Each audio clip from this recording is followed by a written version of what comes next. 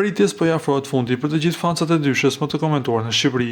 Kjera Titu ka ndarë së fundmi lajmin e shumë pritur përmes një postimi në rrjetet sociale, duke konfirmuar se filmi Loja e fundit është gati të prek ekranin e madh. Ky projekt vjen si një tjetër moment i rëndësishëm në karrierën e tyre, duke i bërë bashkë këtë herë në një produksion kinematografik. Sipas njoftimit, filmi do të nisë shfaqjen në të gjitha kinemat në datën 12 shkurt. Kjo datë duket se është zgjedhur me kujdes, duke qenë fare pranë festës së të dashuruarve, Shën Valentinit, çka pritet të sjellë një fluks të madh shikuesish që duhet të shohin kimin e çiftit në një tjetër dimension, atë të aktrimit.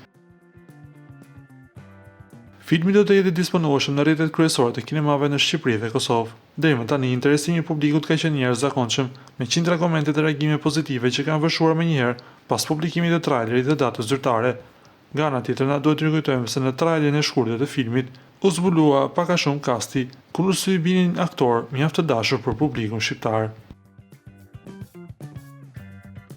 Ju lutem klikoni tek butoni subscribe për të marrë të rejat më të fundit nga Showbizi shqiptar.